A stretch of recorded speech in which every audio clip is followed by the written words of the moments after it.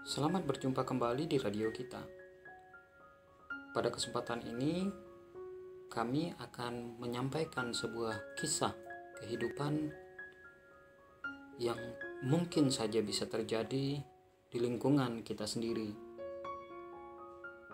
Sebelum kita mulai, subscribe dulu channel kita ini agar semakin berkembang. Dan ceritanya kita mulai dari sini. Memiliki tetangga yang cantik dan ramah tentu sangat menyenangkan. Seperti yang kualami sendiri ketika pindah ke rumah baru kami yang baru kami beli dengan hasil jerih payah selama ini. Sebut saja namanya Devi. Rumahnya tepat berada di samping rumahku. Orangnya seksi. Sehari-hari hanya memakai tank top dengan paduan short pant. Wajarlah, daerah kami termasuk daerah yang sangat panas. Ketika kami masih proses pindah beberapa minggu lalu, Devi pun sibuk membantu kami menata perabotan. Cuaca yang panas pun membuat keringatnya bercucuran di tubuhnya. Tank top yang dipakainya kelihatan basah di bagian punggung dan dada. Pemandangan itu membuatku tak berkedip, karena betul-betul mengundang selera. Dan untuk mencairkan suasana, aku pun memberikan handuk kecil untuk mengeringkan keringatnya yang tak berhenti mengalir. Makasih loh mas. Beneran panas cuacanya beberapa hari ini. Biasanya nggak segini sih, katanya sambil menyerahkan lagi handuk kecil yang sudah lembab itu. Iya nih mbak, kata orang pemanasan global ya. Mungkin itu salah satu sebabnya. Timpalku sambil ikut melap wajahku dengan handuk yang dipakainya tadi. Dan aroma keringat Devi pun membuatku terdiam sambil memandangnya. Aku menyukai aroma itu. Kenapa mas, bau ya? Tanya Devi yang melihatku masih mencium wangi handuk yang ada di tanganku. Iya bau, baunya bikin aku suka, jawabku sambil tersenyum. Devi pun ikut tersenyum melihatku ketika itu. Masa sih ada keringat yang baunya disukai? Katanya sambil terus membereskan meja tamu yang baru diantar supirku. Iya beneran, mungkin karena orangnya cantik, jadi keringatnya pun wangi, jawabku. Dia mungkin tidak melihat bagian bawah tubuhku yang sudah mulai bereaksi. Kalau dia tahu, tentunya aku sangat malu. Seharian penuh Devi membantu kami, dan pada jam 4 sore semuanya selesai dengan penataan yang cocok dengan keinginanku. Makasih banyak loh mbak, kalau saya dan istri aja mungkin sampai malam gak akan selesai nih, ujarku saat dia pamit pulang ke sebelah. Sama-sama mas, katanya sambil pamit padaku dan istriku yang baru selesai membereskan dapur rumah kami.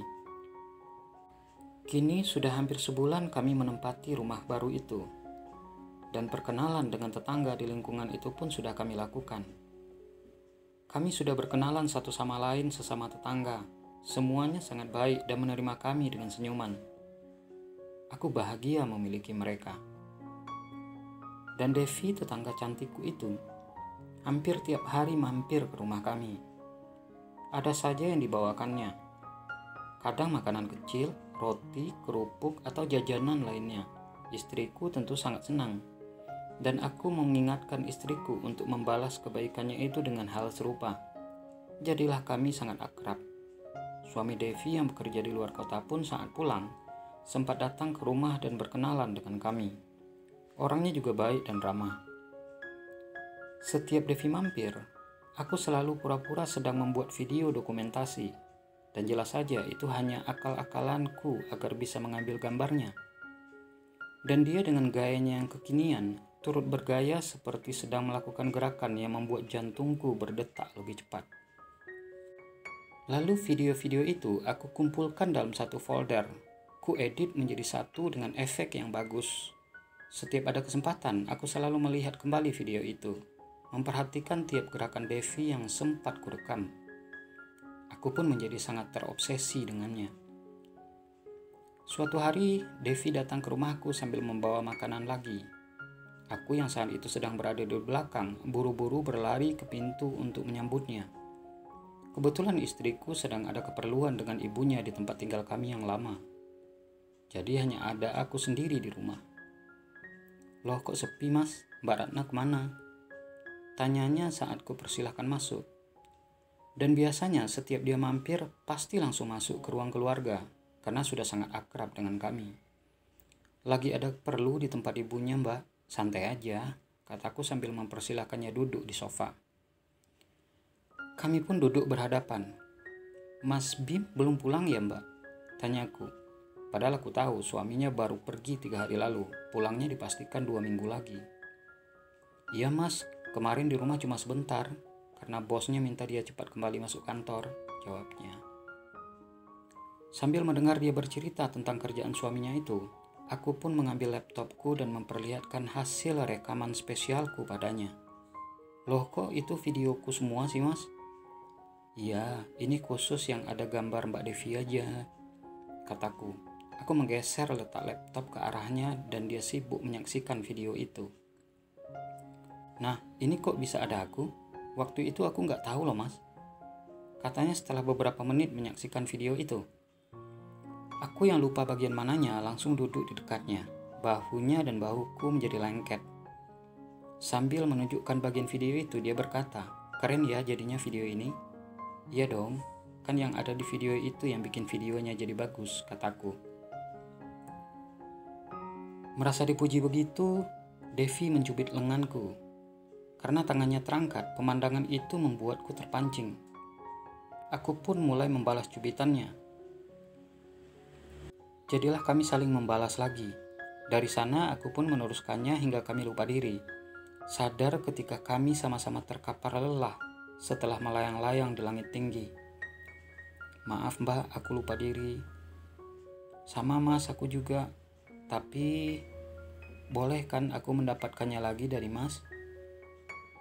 Mendengar hal itu kami pun melanjutkan untuk kedua kalinya. Sampai sore hari, Devi minta lagi dan lagi.